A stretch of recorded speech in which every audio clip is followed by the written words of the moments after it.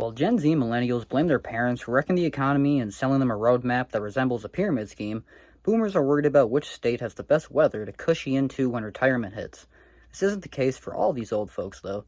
Many are stuck working retail and flipping burgers. Well, today, here in this video, let's discuss how shitty the economy is for most, the rough reality that most boomers are starting to run into at this older age, and the ongoing and only ever seeming to be increasing divide within the generations. And if you personally have been enjoying my daily doomer commentaries over here on the page, feel free to like, comment your thoughts, opinions below, and subscribe to see my daily videos right here on the channel. And a huge shout out to the few of you that go above and beyond and check out those links down below in the description. Those are some of the best ways to support me and the content around here. Now, let's begin this shit show.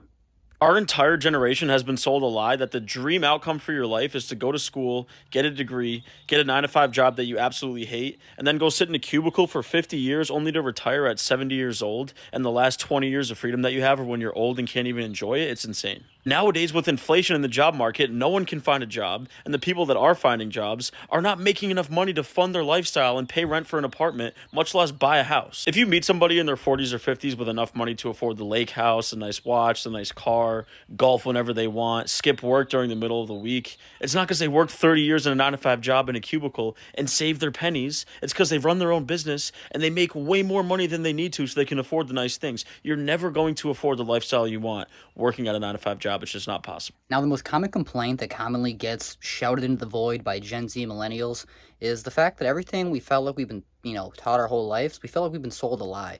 The roadmap that's been given to us is completely messed up and lost and backwards.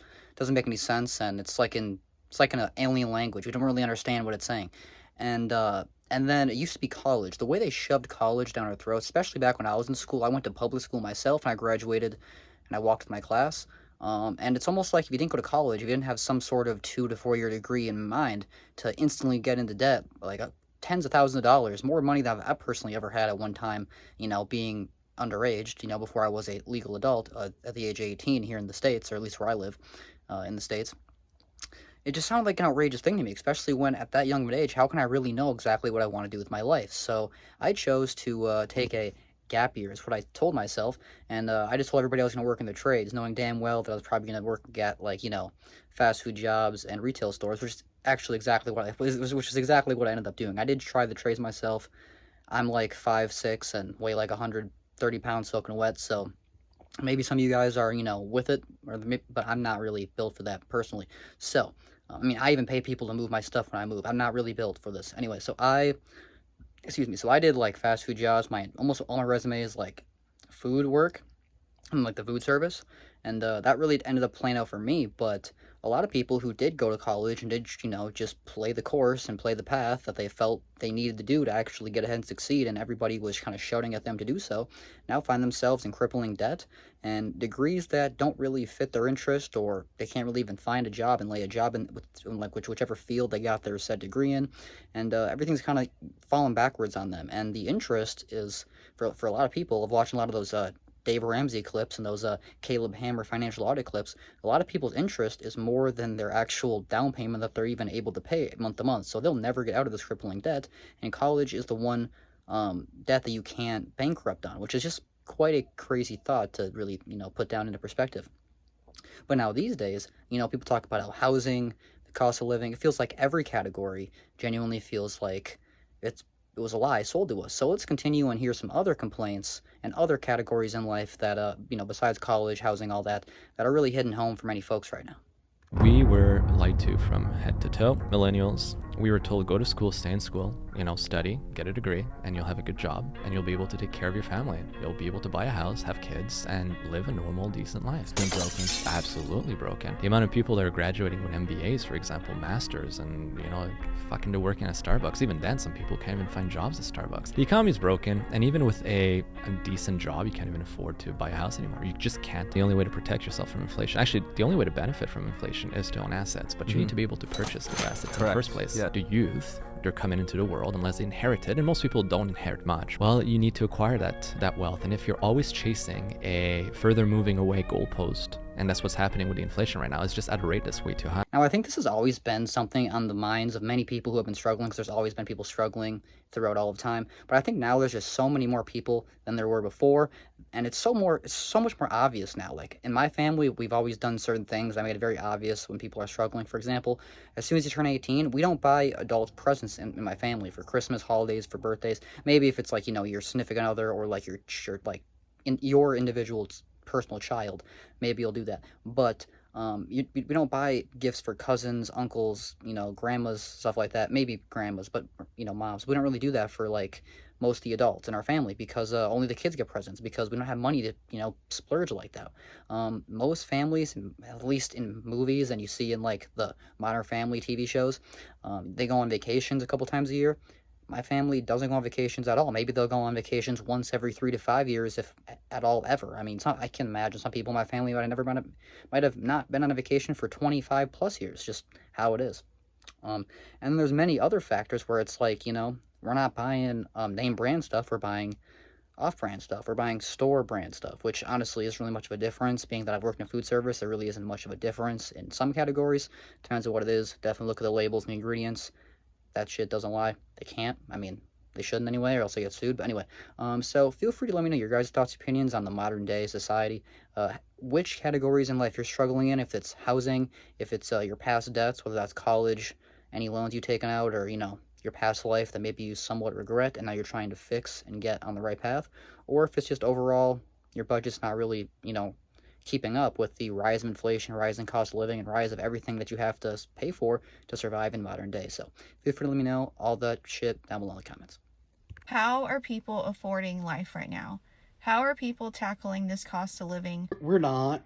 Truth of the matter, most of us are living paycheck to paycheck with credit card debt. I know people who are legitimately putting gas and groceries on credit cards just so that they can get back and forth to work. I believe that this is what most people are now calling the silent depression. $100 has become the new $20, and it's ridiculous. But the best thing about it is that people have shifted their core values. Look at this app alone and all the videos of all the retailers on Black Friday that nobody was there. They just don't care anymore. People are realizing that if it doesn't bring value into my life, then I don't need it. And while I don't get political on this app, you're having people on both sides of the aisles going, yeah, this kind of sucks. Right wing, left wing, it doesn't matter. It's the same bird. And now so many Americans are going, I don't care.